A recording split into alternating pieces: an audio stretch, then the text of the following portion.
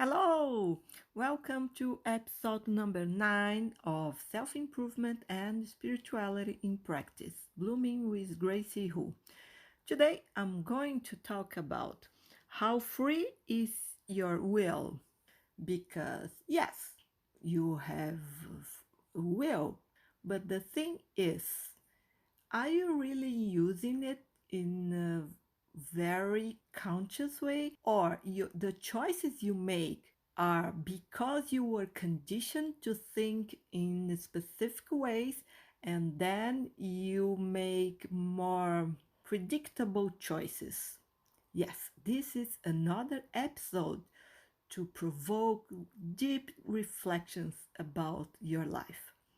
Greicy here. I've been a therapist for 18 years, an astrologer with 33 years of studies already, and I'm also an independent spiritualist from Brazil. My proposal here is to help you do better with yourself, with others, and with life. Because everything has a why, a what for, and a how. And if you want to understand certain situations and change your reality for better, and if you want also to evolve as a human being. So stay here and let's have a conversation.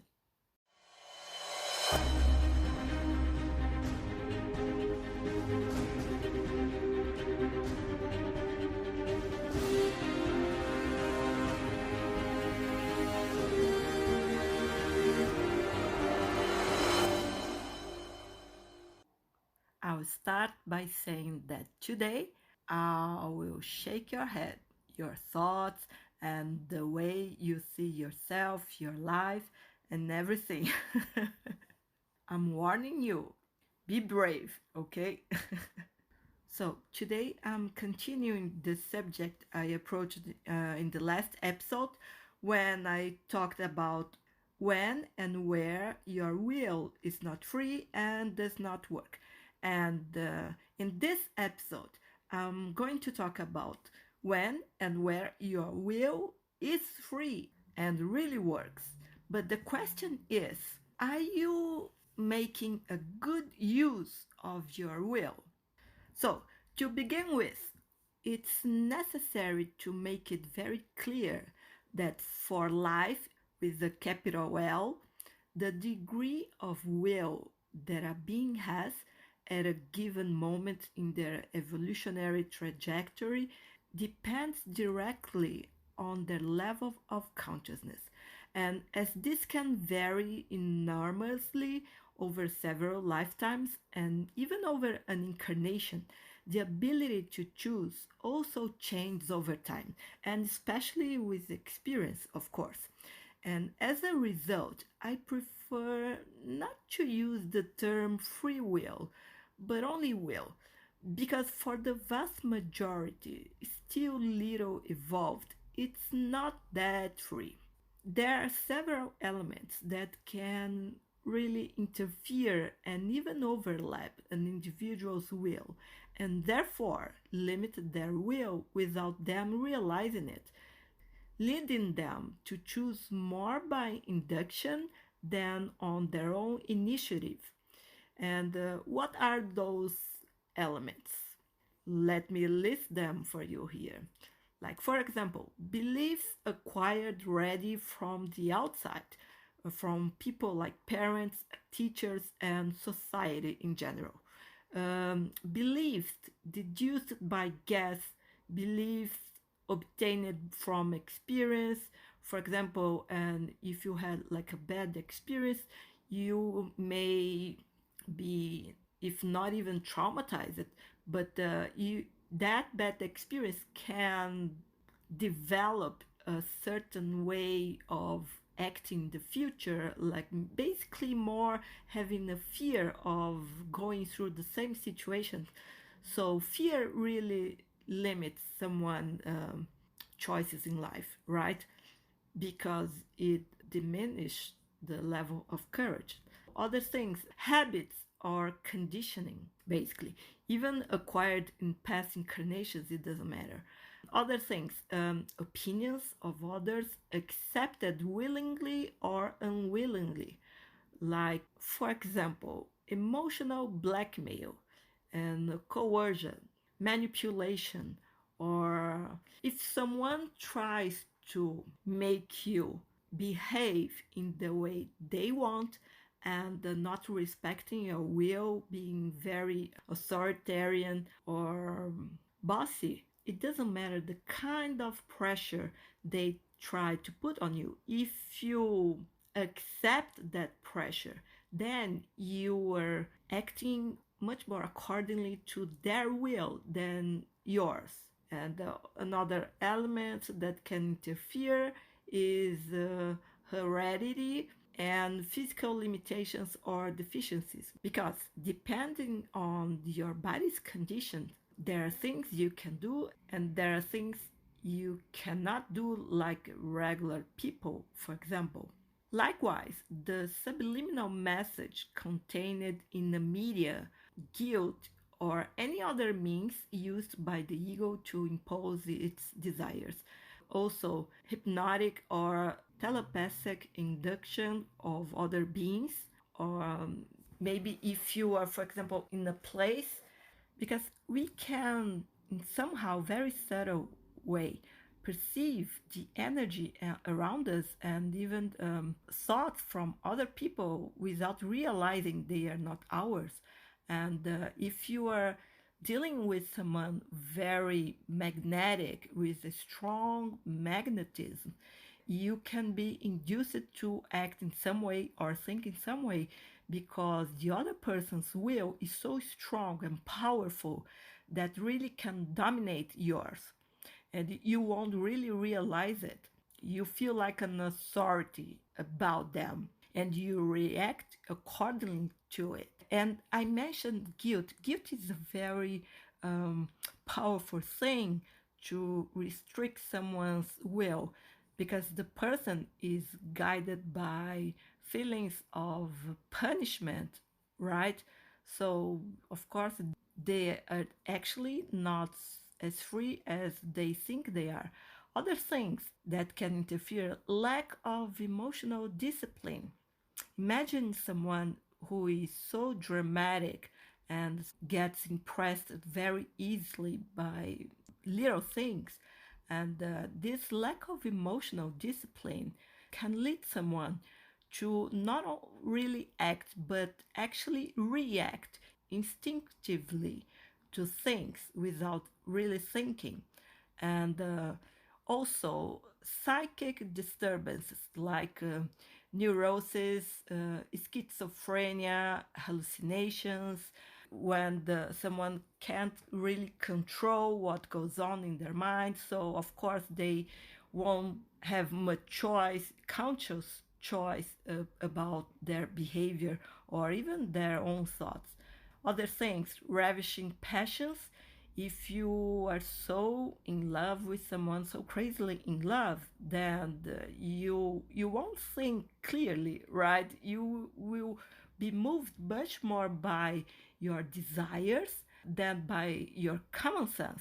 Actually, you can lose your common sense if you have any. Also, I have to talk about insatiable appetites, uncontrollable or irrepressible desires, and addictions and compulsions, and any kind of compulsion or addiction. Actually, it really limits someone's will. It's because they acted like a robots following programming. They just don't think what they just know what they want or what their body wants or needs, but they don't really think clearly if that's really a need or not.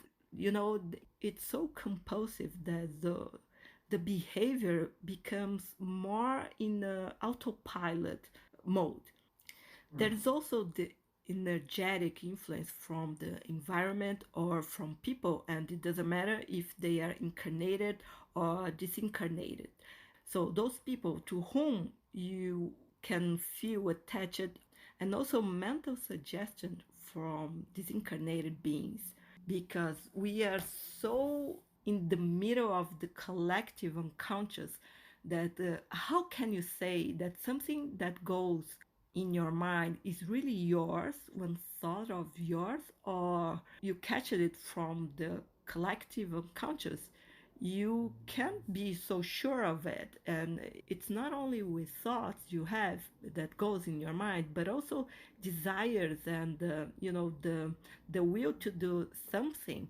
Most of the time we are so influenced by these external triggers that we don't realize they are not really ours. And when I said mental suggestion of disincarnated beings, I meant that they can be mentors, spiritual mentors, or spiritual obsessors.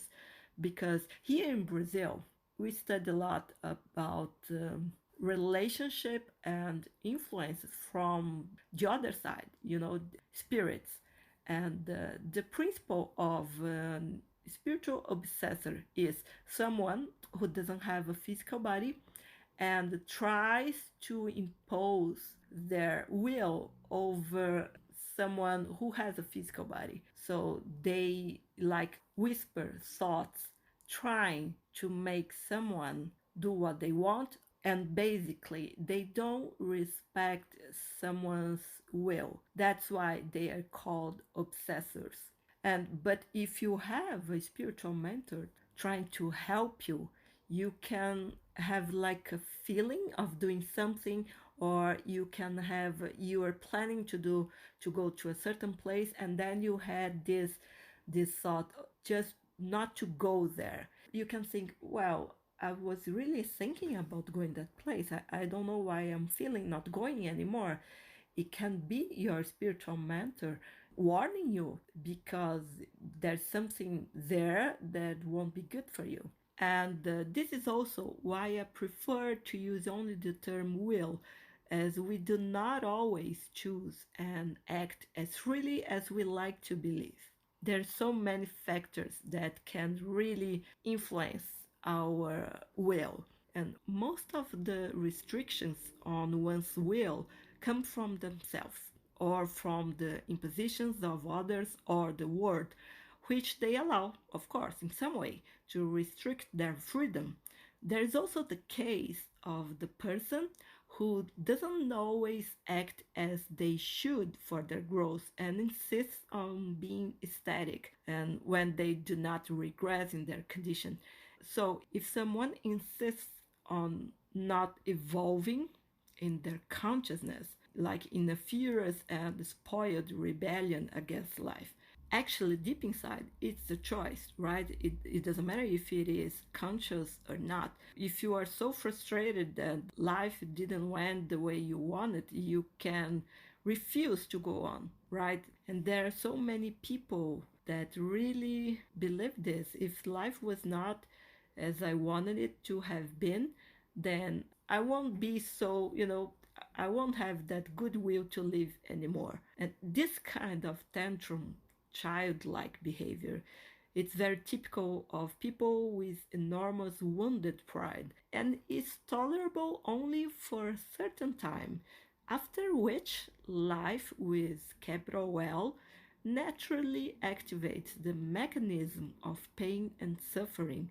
in order to force a positive reaction.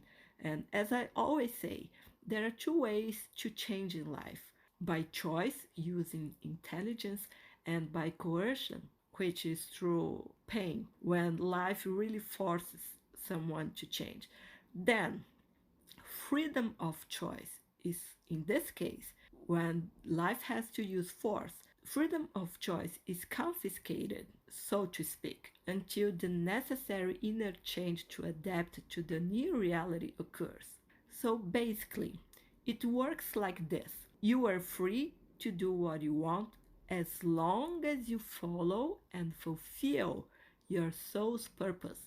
From the moment you refuse to do this, starting to contradict her, and I call, for me, I use the word soul in feminine because it is feminine in Portuguese.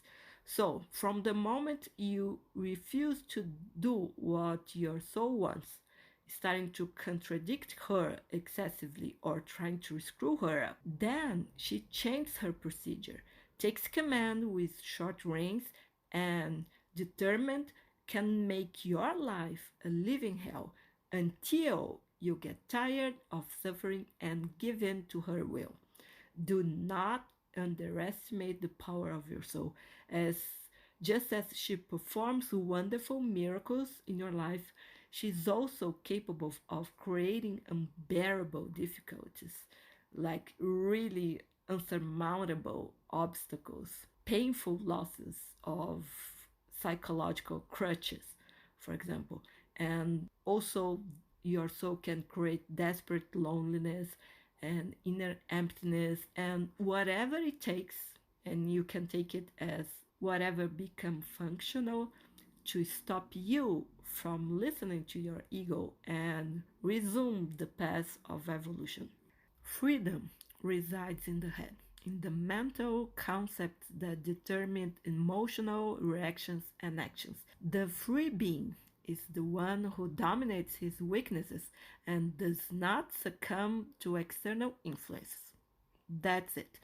And it's necessary that he perceives the extent to which he is a slave to the desires of the body and the ego to later use his power of decision.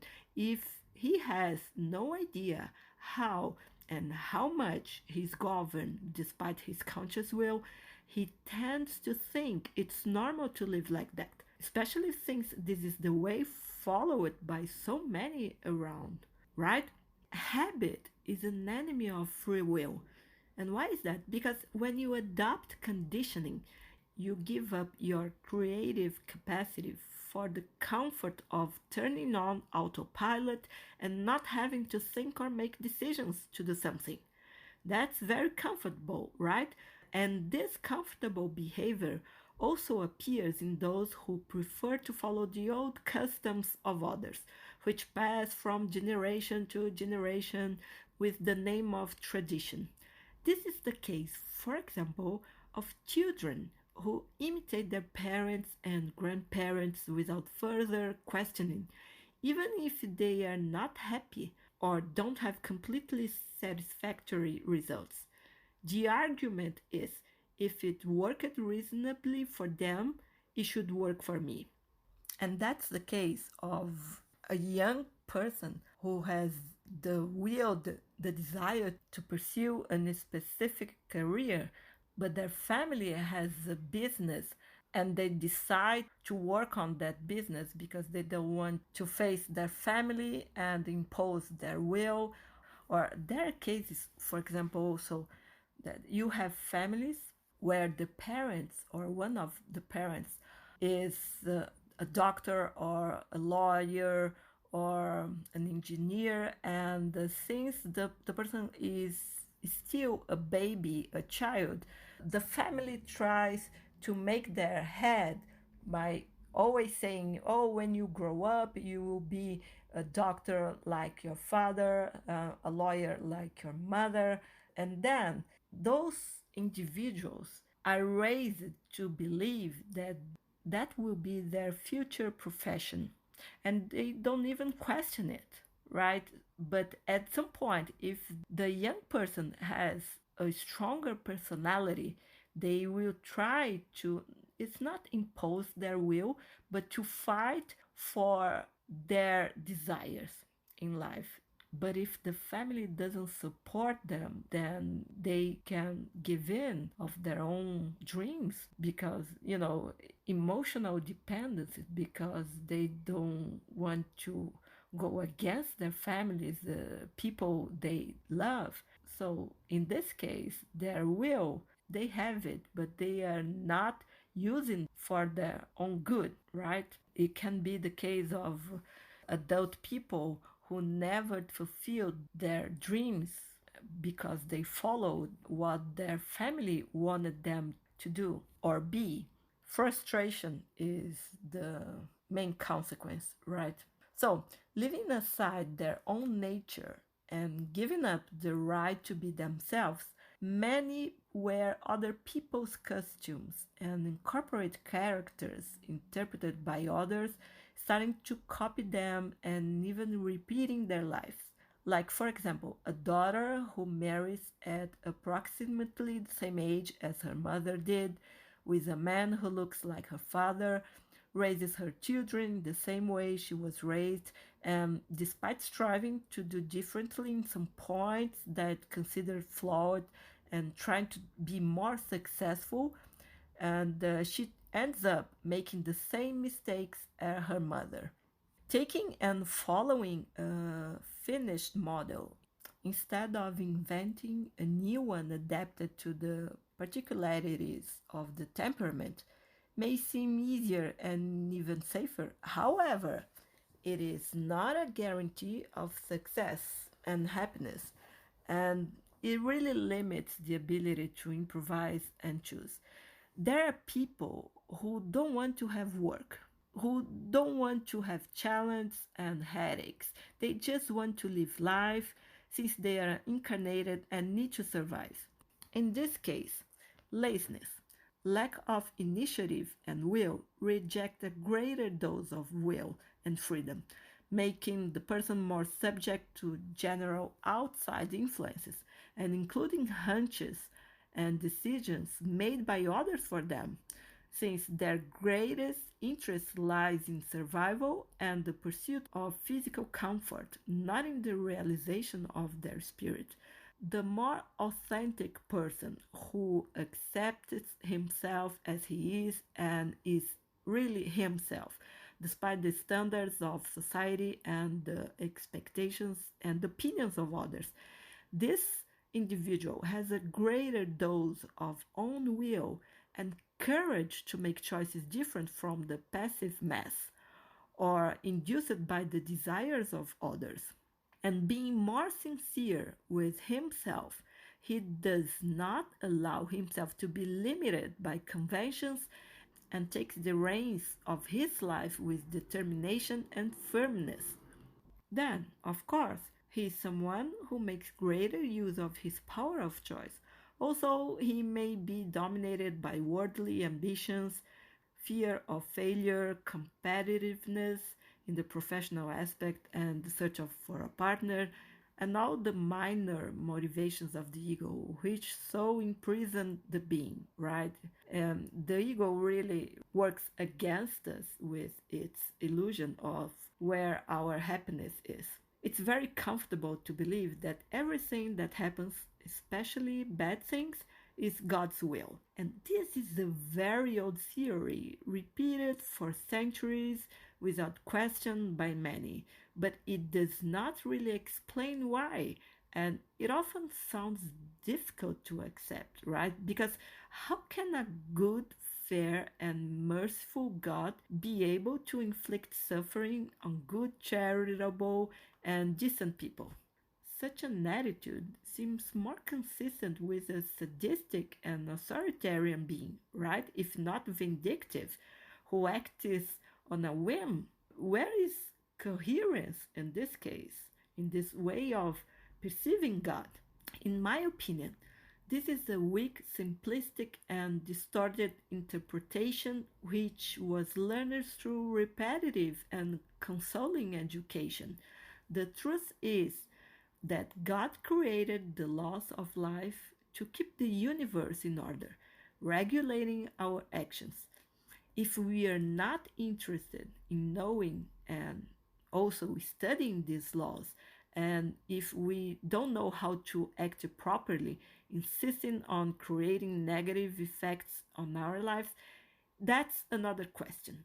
God does not meddle as he has already endowed us with the will, and being in ignorance is a choice. You have the right of not only being ignorant about how life works, its laws, and but also you have the right to remain in ignorance. But at some point life will force you to evolve, to expand your consciousness. So I think learning about how life works and changing our attitude for better results is the most sensible option. Ignorance is not beautiful to behold and really causes much pain and suffering worldwide. Since we are going to have to endure the consequences of what we create in our existence, it's preferable to pay attention to the patterns in which we invest and select the ones that give the most pleasant results, right? This is using will intelligently. This is being wise. And even if the circumstances are unpleasant or and unavoidable, there's still a choice as how to react to them, which makes all the difference. People conditioned by drama, pessimism, and any negative reaction suffer much more, while those who prefer calm, balance, impartiality, and common sense are less disturbed by the same situations. There is always a choice. But unfortunately, the human being tends to react without thinking and in the same way, generally negative and not constructive. So people are like robots many times, reacting and thinking and reacting when they face the same type of situation. To weaken the power of the conditioning habit, it is necessary self mastering, or what I call self possession. Be really in charge of not only your life, but in charge of your head, your thoughts, and your choices. Be in charge of yourself, actually. The fact is, the will influences several areas of life, but not all. Where it cannot act, power rests with the forces of the unconscious and the soul, which also has the last word on the areas dominated by it. After all, the soul is our divine essence and much more lucid and powerful than the conscious mind, of course. The conscious mind makes the everyday choices, but what is really guiding your conscious mind? As I said, is it a habit, something you learn from other people, choices other people made before and you are following?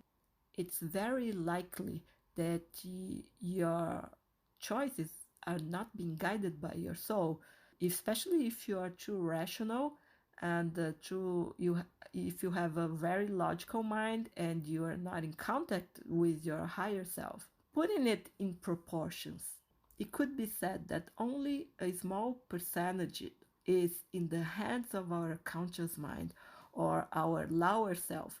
Most of it is within the scope of the unconscious and invisible higher forces, such as the soul and the forces of life. So, for things to flow positively in our life, there must be a combination of both aspects. That is, we need to act in union and harmony with the invisible, not in conflict with it. When the soul wants the conscious to follow a certain line of action because she needs this corporation to carry out, of course, she sends signals to guide the will. If we perceive and follow them, and intuition is one of the ways our soul communicates with us. And also, there's another way through sensations in our chest. If your soul wants you to do something, just the idea of it gives you a good sensation. It's how your soul validates that idea of doing something. And if your soul doesn't want you to do something, the sensation will be bad. You will feel uncomfortable with it, like thinking about going to a specific place. And then suddenly you feel that what I call not going sensation. It's like a non-will to do something. So you have the intuition and you have the sensations in your chest. If you can perceive and follow those signals from your soul, then you do your part and create the necessary conditions for the invisible forces to work for your good easily without feeling discomfort or pain. Then you are really not only in contact with the invisible, but really working with it and not against it. And of course, working for your good. However, if we do not cooperate for our growth and fulfillment of our soul, We can reach the point of physical pain and even illness, which is always a warning that we are not going the right way and we can do better. It serves to show that some attitude of ours is damaging the balance and the good progress of our existence. Any discomfort or illness in your body is always the way your unconscious or your soul is talking to you. You are going the wrong way. Through the will, we can choose how much importance we place on things, on situations, and on people, as well as on ways of seeing, thinking, feeling, acting, and reacting. This is under our control. We regulate according to our will. So, just as I put importance, I can also take it out and at any time I want. And being aware of this power makes a lot of difference. It's really taking charge of the boat itself, and in this way, being able to sail through calmer waters than those who live in the blindness and impotence caused by ignorance.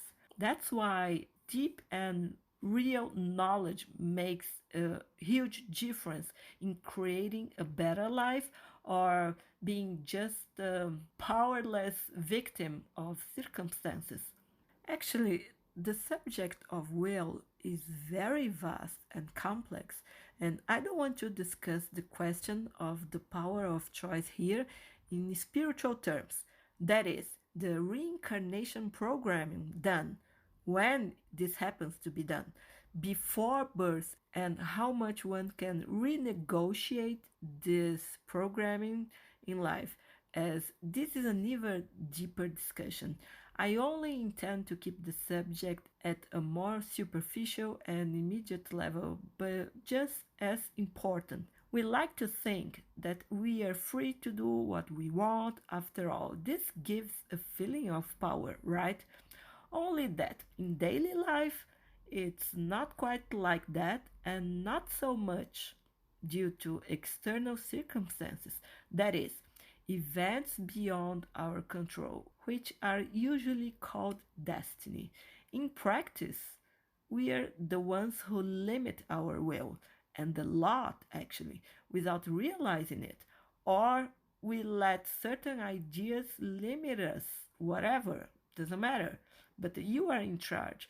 Or if you are not really in charge, then you are giving your power of choice to something else, someone else, or some idea that doesn't work well for you, doesn't help you to expand your consciousness and exercise your discernment to learn how to choose better and better to make even better choices in your life. And that's why fear is not productive in this way, because if you fear something, then you don't allow yourself to go have an experience, right? It's like keeping yourself closed at home and not going out to actually live.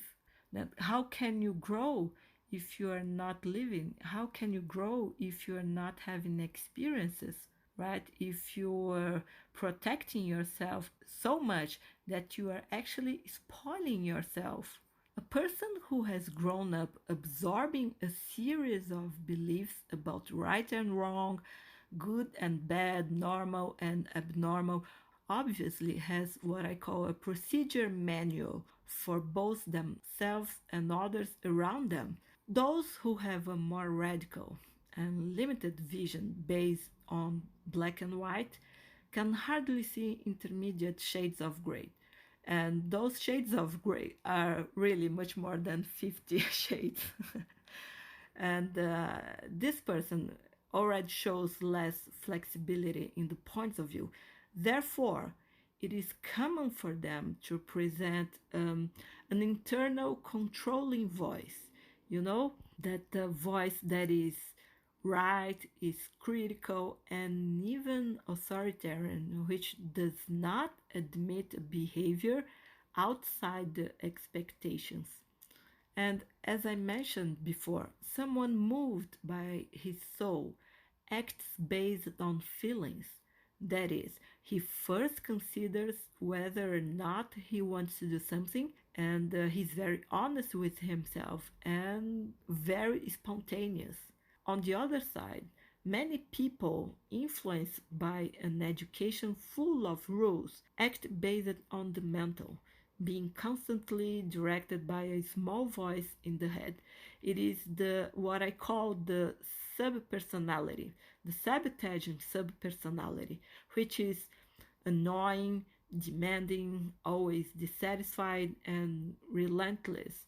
And this unconscious subpersonality in their head doesn't forgive any slip up, and it immediately goes for condemnation and punishment.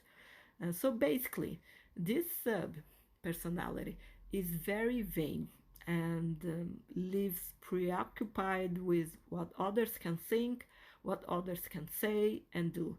And it suffers from a complex of perfection, is extremely pretentious, and doesn't admit errors or less than just the perfect performance.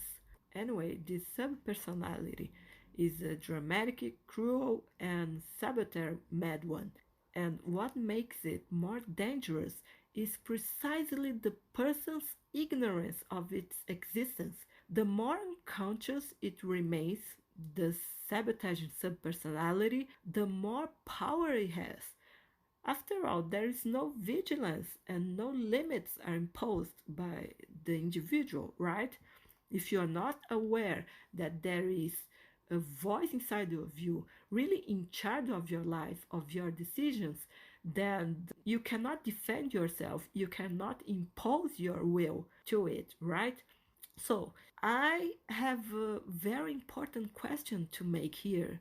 Are the choices you have made in your life really yours, of your essence, or are they dictated by neurotic voices in your head without you realizing it? To what extent have you not learned to think in a certain way, according to your family, friends, and even religion, for example? And to what extent have you not learned to think in a certain way instead of having developed your own opinions? Because if so, your choices are more likely to be driven by other people's beliefs and you don't even realize it. So, in the end, your will is much less than you think, since you gave your power of choice to others. You know what is the height of absurdity? Is the subject, the person who stops doing something he feels like for fear, listen to this, for fear of what his parents might think and say. Like if they parents would complain, criticize, and condemn him, even though he's already a certain age, like a mature man, and his parents are far away or dead. It can be a woman also, it doesn't matter. Then it's the voice of other people, distant or dead parents, echoing and bossing around in their head. That's very crazy, right? That's why it's so important to pay attention to your choices, your decisions, who is really making them. If you have a voice in your head, really in charge of your life, or if it's you really who is in control, who is mastering your head. Because you can have so many voices inside of you telling you what to do, and it doesn't matter, especially voices of from your parents. That's very common, and the people who are so emotionally dependent on them that the choices they make are based on what their parents would think, if they would like it or not, if they would approve it or not. That's, well, so neurotic and crazy, right? One thing very important here to say: to accept an idea as true is to give importance to it, and over time it can be believed that this way of seeing reflects the reality or represents what reality should be when it's only a personal point of view. The things you believe in dictate trends in thinking and behavior that, with continuous and frequent repetition, end up becoming strong habits and conditioning, thus limiting your will. You won't be so free in your will if you have habits and conditioning guiding you.